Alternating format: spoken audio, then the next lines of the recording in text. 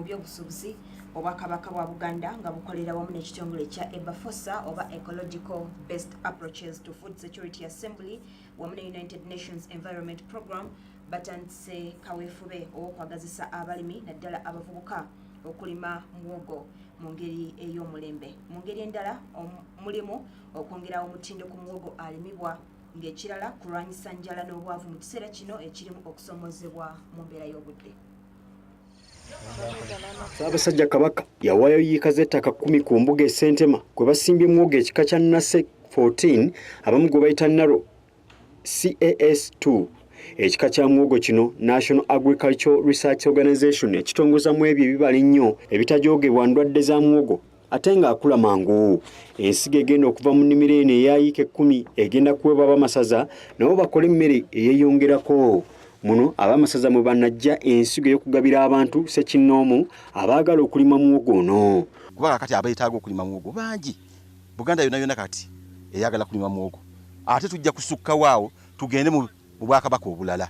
Tugende Busoga, tugende Bunyolo, tugende Northern Region yonna nga twagala abantu bagire ki beeyongere ensimbi. Omukwanaganya w'enteekateeka eno Luganda Patrick Ngono yakulira EBAFOSA agamba nti olw'okuba ensigo ntono basazeewo okusooka n'amasaza 7 omuli Busiro, Kyaggwe, Bugerere, Ssingo, Mawokota, Busujju ne Kyaddondo ate amasaza amalala gafune mu sizoni ey'okubiri.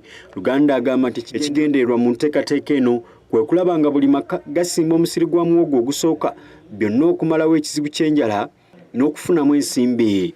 Ffe abali mu Buganda n'awalala tusobole okutunda muwogo oyo owa high quality cassava flour.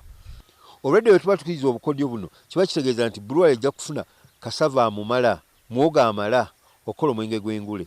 Waliwo enteekateeka y'okutendeka abavubuka n'abalimi bonna okwongera ku mutindo ku muwogo ono. Era ebintu ebimu bye tusooka okubatunulizaamu tuyingiza tutya ssente mu nsawo zaffe. Abavubuka bangi oba oluusi tebatunuulira nnyo mmere naye batunuulira nnyo ssente.